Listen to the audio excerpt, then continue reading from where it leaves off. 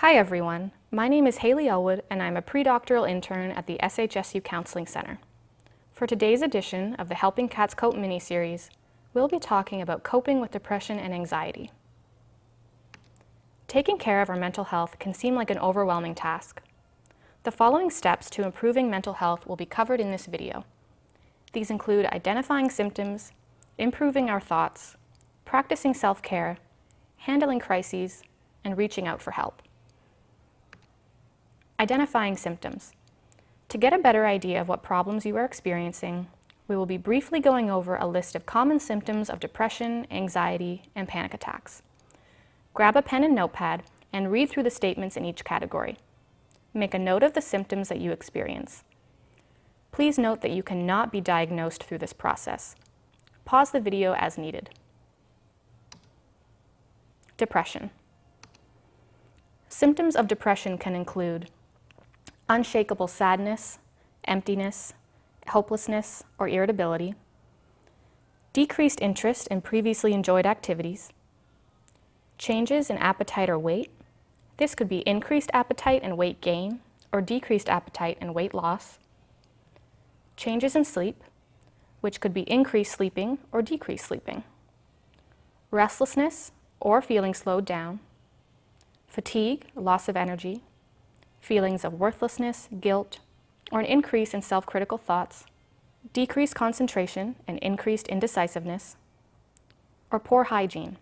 Some individuals experiencing depression find it difficult to motivate themselves to do activities such as showering, brushing their teeth, laundry, etc. Self-medicating with alcohol or other substances, and having thoughts of suicide. Anxiety. Symptoms of anxiety can include racing, uncontrollable thoughts, restlessness or feeling keyed up or on edge, being easily fatigued, difficulty concentrating or feeling your mind going blank, irritability, muscle tension, changes in sleep, avoiding specific situations, and even gastrointestinal symptoms such as upset stomach, diarrhea, etc. Panic attacks. Panic attacks are intense, unexpected moments of experiencing some or all of the following: a pounding heart and increased heart rate, sweating, trembling or shaking, sensations of shortness of breath or smothering, chest pain or discomfort, nausea or abdominal distress, feeling dizzy, lightheaded, or faint, chills or heat sensations, numbness or tingling, feeling detached from reality, fear of losing control or going crazy, and a fear of dying. However, because panic attacks do involve many physical symptoms, it is important to check with your primary care doctor to rule out other causes. Symptoms of depression, anxiety, and panic attacks have a profound impact on our lives. Unaddressed mental health needs can negatively impact our relationships, physical health, pursuit of personal goals, self-esteem and self-confidence, school and work performance, involvement in extracurricular activities, and impede our own self-care. Now we'll be talking about how to cope with depression and anxiety you may be experiencing. Part of the struggle with depression and anxiety is the difficult emotions that arise with them. And for this reason, it's useful to assess the quality of our thoughts, as unhelpful thoughts can directly lead to overwhelming emotions that can get us feeling stuck.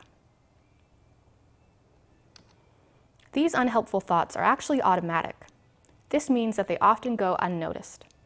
Most people have no difficulty identifying a situation or interaction and the emotion that followed, but it can be more difficult to notice the thought or thoughts that occurred between the two. These thoughts direct our mood and behavior, and we can become aware of them with practice. Examples of unhelpful thoughts that commonly go along with depression symptoms are: things will never change, or no one cares about me, and everything is my fault.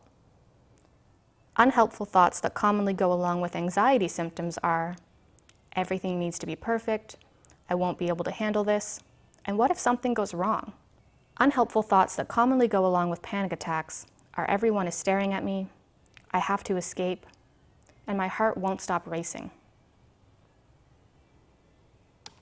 Once you've started paying more attention to these automatic thoughts, it is useful to challenge them. Ask yourself the following questions to evaluate how much power a thought should truly be having. What is the evidence against my belief? Are these opinions or actual facts? Remember, there is a difference. How else could I view the situation? What other perspectives might there be? Are there other explanations that I am ignoring? Challenging your thoughts in this way is a skill that becomes easier and more effective with practice. If you start practicing this and find it difficult, that is completely normal. Here are some examples of challenges to unhelpful thoughts. Consider the depressive thought of everything is my fault. An appropriate conclusion after challenging this thought might be something like, while my actions have played a role, other events outside of my control also contributed to the outcome. With regard to anxiety, asking yourself some of the questions provided on the previous slide might help you shift from everything needs to be perfect to a more realistic thought, such as no one is perfect, including me. Mistakes are a necessary part of learning and growth. And finally, we'll apply this technique to the panic attack thought of, my heart won't stop racing. A more accurate thought is likely something like, even though my heart is racing right now, at some point it will slow down. It always slows down. Working with thoughts in this way can help us gain more control over our emotions and behaviors. Practicing self-care on a regular basis can also help you cope with depression and anxiety by putting us in a better position to handle challenges, as well as reduce the frequency and severity of symptoms. Self-care for mental wellness includes being well rested. Sleep really is important and plays a huge role in mood and anxiety. Eating regular, healthy meals. Incorporating exercise into your day. Our brains release chemicals when we exercise that can work similarly to antidepressant medications. And learning to say no when appropriate. Additionally, don't be afraid to ask for help. Other self-care tips include scratching off a long-standing item on a to-do list, unplugging from devices for an hour and doing an activity without being connected to texting or social media, making time for activities you enjoy, this is different for everyone, and reflecting on one good thing that happened during the day. Because panic attacks can feel very intense in the moment, here are some quick tips to cope when you are experiencing a panic attack. Float, don't fight. This means try not to resist the panic or sensations, as this can actually backfire and make things more intense. An example of fighting might be a thought like, stop panicking, this can't happen here. Focus on slowing your breathing, ideally with the following method. Inhale for 4, hold for 6, and exhale for 8. This can be difficult at first as it takes practice and control to slow down the exhale to meet 8 seconds. However, this is very important as it is actually the exhale that communicates directly with the part of the brain responsible for anxiety. Repeat this exercise for several rounds or until you're feeling more relaxed. Please note that if you have a respiratory condition, you should adjust the ratio of these counts to suit your needs. Just make sure the exhale is the longest. Try listening to soothing music or do a distracting activity, like recite the alphabet backwards, play a game on the computer, read a book, or go for a walk, etc. Ground yourself by using your senses to describe the environment in great detail.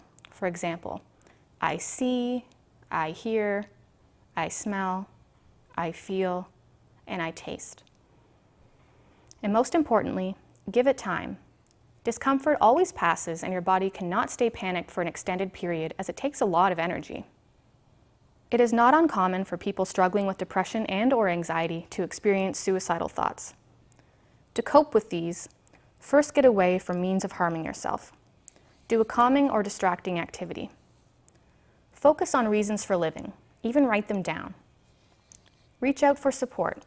Contact trusted friends or family, the SHSU Counseling Center, university police, or confidential and anonymous hotline support, such as 1-800-SUICIDE or 1-800-273-TALK. You can even use the confidential online chat that can be found at suicidepreventionlifeline.org/chat. If you feel unable to keep yourself safe, call 911 or go to your nearest hospital. Remember, things can't get better unless you're here. Do whatever you can to keep yourself alive. Need more help? Attend a full-length Helping Cats Cope workshop. These 1-hour interactive workshops are put on by mental health professionals from the SHSU Counseling Center. There is no registration required, meaning that attendance is anonymous. Workshops are put on 3 to 4 times a week in the Lowman Student Center and cover topics such as test anxiety, self-esteem, mindfulness, sleep, expressive arts, anxiety and depression, suicide prevention, and more. You may want to consider attending with a friend or attending alone for your own self-care. To see the workshop schedule and determine what day and time works for you, visit our website at www.shsu.edu/DEPT/counseling or scan the QR code on the screen. An additional resource is our therapy-assisted online program. These are free and confidential online therapy classes that are available 24/7 and are self-paced. Topics include anxiety, depression, relationships, anger, substance use, and more. To access, scan the QR code or visit our website at www.shsu.edu/DEPT/counseling and scroll to the bottom right, click on Sign Up Self-Help, and use your SHSU email address to register. Please note that this program is not part of your student academic record, and Counseling Center clinicians do not monitor your progress. If you still need help, please come see us at the SHSU Counseling Center, located on the 2nd floor of the Student Health and Counseling Center near Old Main Market and Lone Star Hall. Here you can have a brief same-day meeting with a clinician. Appointments are not required for first visits when you come during our screening clinic hours, which are Monday to Friday between 9 a.m. and 11:30 a.m. and 1 p.m. and 2:30 p.m. You may visit anytime if you're in crisis. During your initial visit, you'll learn about mental health services such as group therapy, couples therapy, and short-term individual sessions, and develop a mental wellness plan. To learn more about our services offered, visit our website at www.shsu.edu/DEPT/counseling. If you have additional questions regarding this presentation, please contact Dr. Danielle Searles, the Group Therapy and Workshop Coordinator at the SHSU Counseling Center. She can be reached by email at dns018@shsu.edu or at 936-294-1720. For general questions about the SHSU Counseling Center services, please call the front desk at 936-294-1720. Thank you for joining us for this edition of the Helping Cats Cope mini-series. We look forward to seeing you at one of our upcoming workshops.